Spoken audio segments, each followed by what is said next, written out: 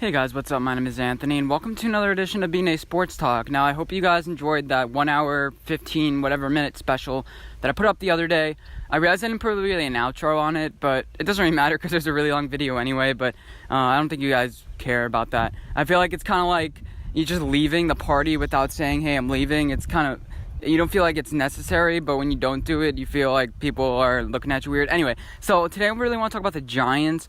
The other day, they got offensive tackle, not guard, from Minnesota Vikings, Mike Remmers. We signed him to a 1-year deal around $2.5 million annual value. I think this is perfect. We couldn't go into the season with Chad Wheeler, and everyone was saying we need to get somebody. They didn't see value in the draft.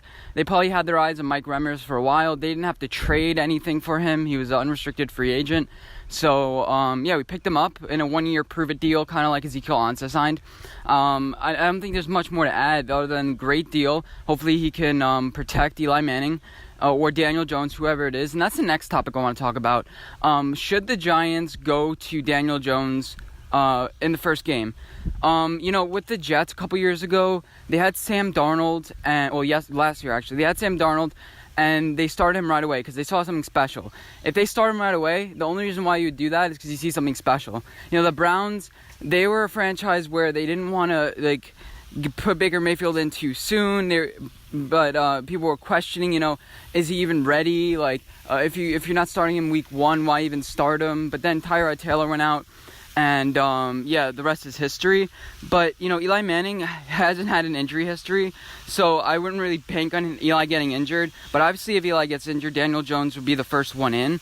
I like his development. He just needs to work on a few things. Arm strength is all, you can work on it. Like with Aaron Rodgers, they said his mechanics were completely awful, but he had the talent. Although he didn't win a lot of games in college, he had a bunch of talent. And Daniel Jones didn't fall back in the draft like Josh Rosen did and Aaron Rodgers did. But I think this kid can be good. I would say wait. Don't put the whole franchise in his arms unless he can handle it. If you picked him and you believe he can handle it, fine. But honestly, I wouldn't start him until the bye week. And the bye week will settle some tension. Bye week, I think for us is week 9 this year. So if we're sitting at 3-5 or something like that, we could be Daniel Jones. If you win out, you get we get to the playoffs, and I think that'll be a great send off for Eli. Kind of being what, the other player is just good. I think Eli still has some things left, but he's just too. He's too gun shy. When he's in the pocket, he's like, oh God, someone's gonna hit me. But now this year might be better because he actually has protection like he hasn't had in years. But we'll see. Is he still gun shy? Will he get used to it? I think Eli Manning doesn't want to get hit anymore. He never really did want to get hit. The Giants just said throw it away, throw it away, throw it away. And especially he's been just shook, for the past couple years. So I wouldn't mind that. As far as Lauletta, we picked him in the 4th round last year, the 100th overall pick. And now we have 4 quarterbacks on the roster. We just paid Alex Tanney. So now we're probably going to have 3 quarterbacks going into the season, or 4. But I think we're going to have to get rid of Lauletta. We're going to have to cut him.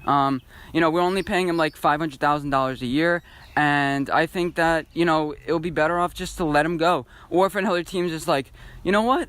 We like Pro Bowl, Senior Bowl winners. We had to cut Davis Webb, but they might be like, oh, Lauletta has a little something. They may give us some cash considerations. I'm not sure how that works in football, but in baseball, you can get some cash considerations. You can maybe get a 7th round pick or something like that, but we're not going to get much from Lauletta. We saw how he did in the Redskins game. Hasn't really developed. It was kind of rough on him in that game, obviously, but he was playing with B's, I think he was playing with our second stringers, and the Washington Redskins were playing with the number 1, so we'll see. We'll see what happens with Lauletta. I think we should just get rid of him. As far as Janoris Jenkins, right? So we have all these developmental corners. I think that, after a while, we're going to have to want to trade Janoris Jenkins. So he has 2 years left on his contract. It's pretty much what I've seen. It's the same thing no matter what. If we get rid of him this year or next year, it's just that we would have to pay him this year and next year if we get rid of him this year. Or the dead cap hits $5 million or $6 million or something. I would get a linebacker. I would honestly get a linebacker. Alec Ogletree might be gone next year, so you may you might trade him next year. But I'm looking at a couple of these contracts that are very similar to Janoris Jenkins. You have first of all, we're gonna have to trade him to a team that wants to compete. Well, every team wants to compete, but especially wants to compete and is needing of a corner. Okay, so the two teams, well, there are a couple teams. You have the Raiders, you have the Lions, you have the Chiefs that might need a couple corners, the Rams, and then finally the Saints or the Raiders. I'm not sure. Those are the two teams, the Saints and the Raiders, that I think we can make a deal with. Because when I was searching up, there are two contracts that are very similar to Janoris Jenkins. So Demario Davis of the New Orleans Saints is currently getting paid around $8 million a year. I think he's on an $8 million for 3 years contract with the Saints. And I think next year, next year would be his last year, similar to Janoris Jenkins.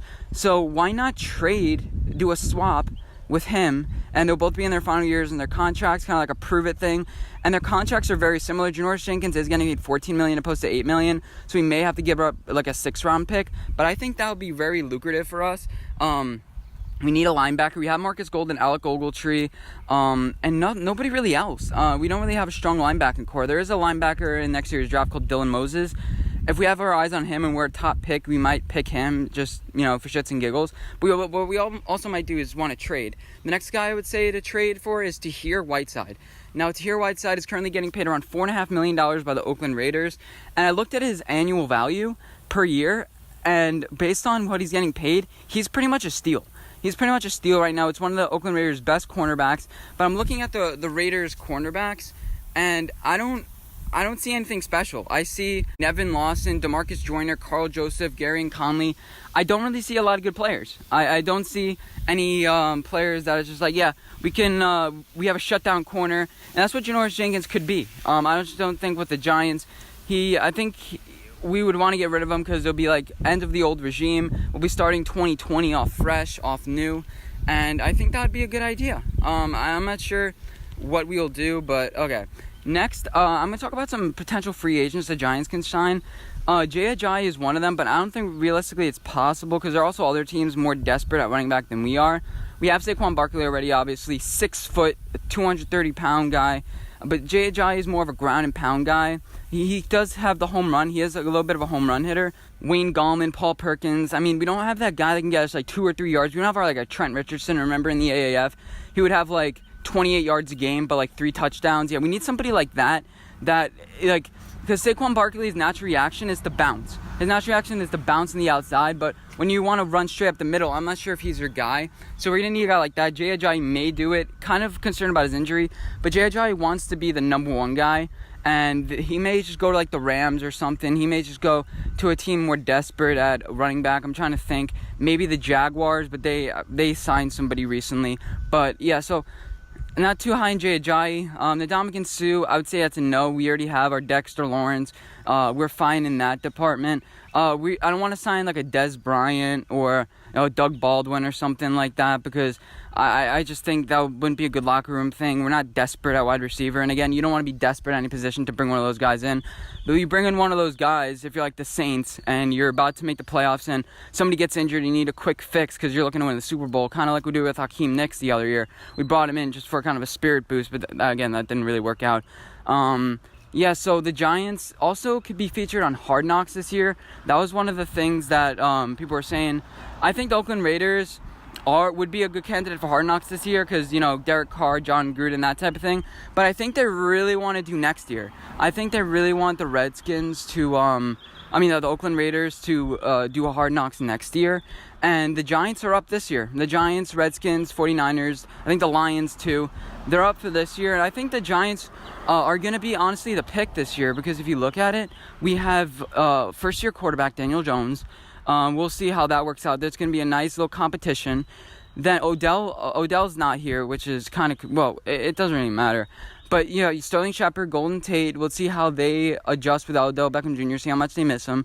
Then you have these stud corners I think this is an interesting storyline. Like, you have Janoris Jenkins trying to teach all these kids. Then you have DeMarcus Lawrence. You have a new wave of defense. Dexter Lawrence, O'Shane Zimenez, Ryan Conley.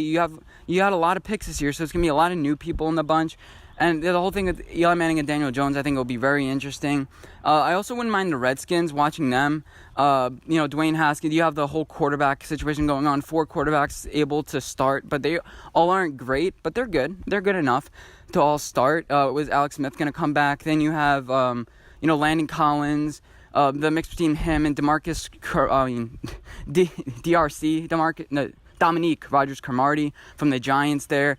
They may have hey, we're back or something like that with Josh Norman. They may develop some, camaraderie. The Redskins would be a good team.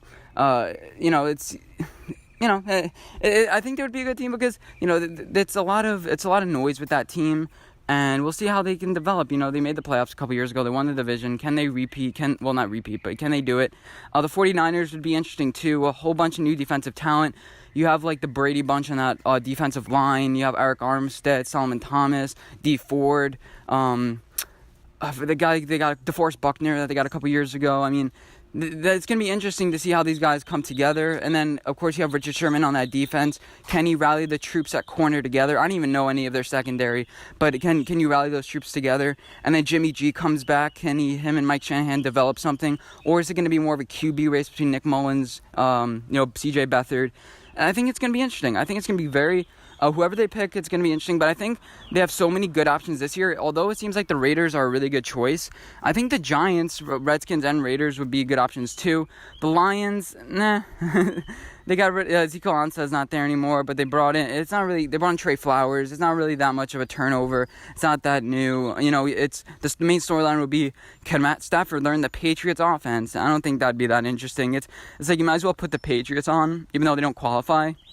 As if you're wondering, there's certain qualifications that you have to hit in order to make it. So you have to be a non-playoff team. But also rules that go against it. You can't have a new coach or something like that. And there are a couple other things. So the Patriots obviously don't qualify because they make the playoffs every single year. And yeah, there's no chance. There's no chance that they'll be on it. But I think it'll be interesting. I think the Bills may also be available too. That'd be interesting too. I'm not sure if the Bills, I don't really want to speak on that a lot.